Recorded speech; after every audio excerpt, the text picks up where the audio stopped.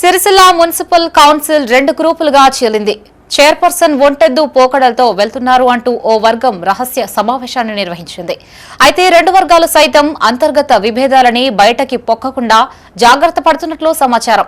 ఓ వర్గానికి చైర్పర్సన్ జిందం కళాచక్రపాణి, మరో వర్గానికి వైస్ చైర్మన్ దార్ల సందీప్ నాయకత్వం వహిస్తున్నారు.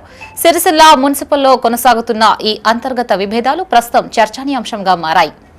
సిరిసిల్ల మున్సిపల్ గ్రూపు రాజకీయాలకు అడ్డాగా మారింది. కొంతకాలంగా చైర్పర్సన్ కొందరు కౌన్సిలర్లకు పొసగడం లేదని సమాచారం. బుధవారం కార్యాలయంలో కౌన్సిల్ సమావేశం నిర్వహించేందుకు నిర్ణయించారు. ఇందుకోసం అన్ని ఏర్పాట్లు చేశారు. అయితే ఈ మీటింగ్ కు పట్టుమని 10 మంది సభ్యులు కూడా హాజరు కాలేదు. ఎంతసేపటికి సభ్యులు రాకపోవడంతో అధికారులు సమావేశాన్ని వాయిదా వేశారు. ఈ విషయంపై స్పందించిన మున్సిపల్ కమిషనర్ చైర్పర్సన్ ఆరోగ్యం బాగాలేదని అందుకే సమావేశాన్ని వాయిదా వేశామని తెలిపారు. ఈరోజు సిరిసిల్ల మున్సిపాలిటీలో కౌన్సిల్ సమావేశం వాయిదా వేయడం జరిగింది. ఎందువలనంటే గౌరవ చైర్పర్సన్ గారి అనారోగ్యం కొంచెం క్షీణించడం వలన మేడం గారు కౌన్సిల్ మీటింగ్కి రాలేకపోయారు.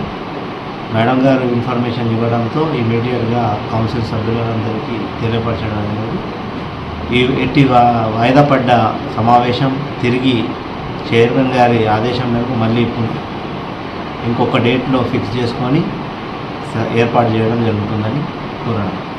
అసలు విషయం ఏంటంటే ఇక్కడ సమావేశం జరిగే సమయంలోనే మున్సిపల్ వైస్ చైర్మన్ ఆధ్వర్యంలో కొందరు బీఆర్ఎస్, బీజేపీ, కాంగ్రెస్ కౌన్సిలర్లు ఓ ప్రైవేటు ఫంక్షన్ హాల్లో సమావేశమయ్యారు. ఈ విషయం బయటకి తెలియకుండా ఉండేందుకు కిటికీలు, దర్వాజాలు మూసేశారు. అయితే రహస్య మీటింగ్ విషయం బయటకి పొక్కడంతో మీడియా అక్కడికి చేరుకుంది. గమనించిన కౌన్సిలర్లు ఒక్కొక్కరుగా అక్కడి నుంచి జారుకున్నారు. అయితే చైర్పర్సన్ కు వ్యతిరేకంగానే ఈ సమావేశం జరిగిందంటూ కొందరు కౌన్సిలర్లు చెప్తుండగా బర్త్డే సెలబ్రేషన్స్ కోసం సమావేశమైనట్లు మరికొందరు చెప్పుకొచ్చారు. కేటీఆర్ ప్రాతినిధ్యం వహిస్తున్న మున్సిపల్ కౌన్సిల్ సభ్యులు రెండుగా చీలడం చర్చనీయాంశమైంది.